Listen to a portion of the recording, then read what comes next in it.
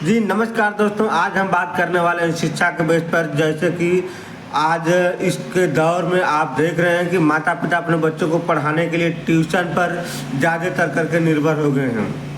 लेकिन देखने वाली बात यह है, सोचने वाली बात यह है, समझने वाली बात है कि क्या ट्यूशन में बच्चा जाता है तो वाकई में पढ़ने में एक्सपर्ट हो जाता है।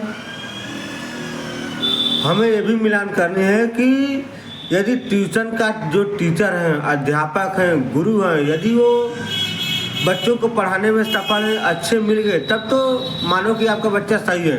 यदि आपका बच्चा जिस जगह पढ़ रहा है, जो टीचर हैं उनको सही तरीक़ा से मार्गदर्शन नहीं दे पाते हैं, तो हर माता पिता को चाहिए कि वो ट्यूशन के साथ साथ अपने बच्चों को अपने घर पे भी मार्गदर्शन दे, या फिर उनके घर में जो भी शिक्षित युवा वर्ग हैं या फिर कोई भी हो, उनको 2 घंटे का समय देना चाहिए। तो हम बात करने वाले हैं जो बच्चे ट्यूशन नहीं कर पाते हैं, जिनके पास वो सुविधा नहीं है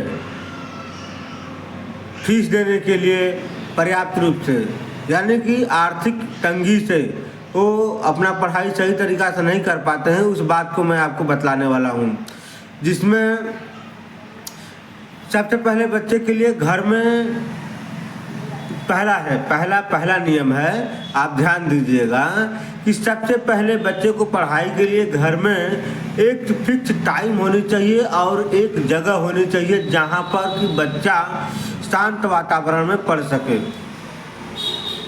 जिस प्रकार से बच्चा विद्यालय में जाता है पढ़ने के लिए या ट्यूशन के लिए जाता है पढ़ने के लिए, तो वहाँ पर उसको एक टाइम मिलती है, फिक्स टाइम, फिक्स जगह और फिक्स उसका जो वातावरण है, यानी कि जो वहाँ का व्यवस्था है वो भी फिक्स समझिए मिलता है।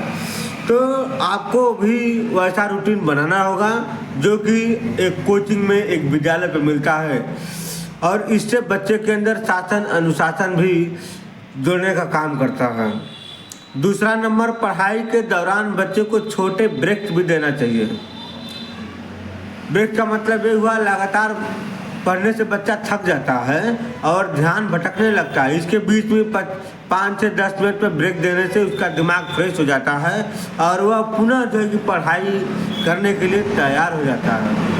तीसरा नंबर, पढ़ाई ही नहीं, बच्चों के लिए आउटडोर एक्टिविटीज भी उतनी ही ज़रूरी है। खेलकूद या बाहर की गतिविधियाँ बच्चों की ऊर्जा बनाए रखती है। मानसिक विकास भी होता है। जब बच्चा खेलने के बाद पढ़ता है तो उसका मन और जो मन भटकता है वो एकत्रित हो जाता है और जो पढ़ाई का जो याददाश्त होती है वो बहुत ही बेहतर हो जाती है। इसके लिए हम आपको चौथा नियम बताएंगे, ध्यान दीजिएगा दोस्तों और अपने बच्चों पर फॉलो करिए। स्कूल से आने के बाद यदि बच्चा तुरंत खेलना चालू कर देता है तो उसमें माता पिता या जो अभिभावक होता है उनको जो है कि ध्यान देना चाहिए कि बच्चा जब विद्यालय से आता है तो उनको तुरंत कुछ खाने के लिए दें, और खाने के बाद में जो विद्यालय से होमवर्क मिलता हो या फिर आपने जो होमवर्क दिया हो उसको दोहराने के लिए उसे प्रेरित करें। इस प्रकार से करने से बच्चे का जो दिमाग है और पढ़े गए विद्यालय में जो सब्जेक्ट है, यदि बच्चा पुनः आके यदि घर में पढ़ता है तो वह शब्द, वह चीज़, वह बताया हुआ ज्ञान उसके दिमाग में कुछ दिन तक जो है कि टिका रहता है, जिससे कि कई बार उसको रिपीट कर देने से बच्चे के ब्रेन में वह आज लाइफ के लिए रुक जाता है। 5वां जो है कि आपको मैं स्टेप बताने वाला हूँ। एक बार बच्चे को छोटा टेस्ट लें। कब? सप्ताह में या महीने में।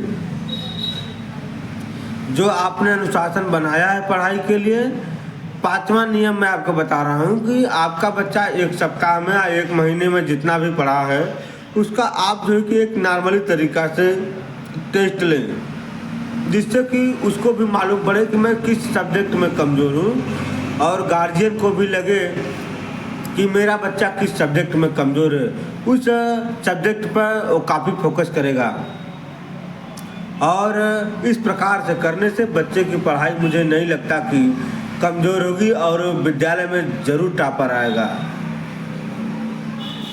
दोस्तों, मैंने जो नियम बताया है वह नियम आपको कैसा लगा मुझे कमेंट में ज़रूर बताइएगा।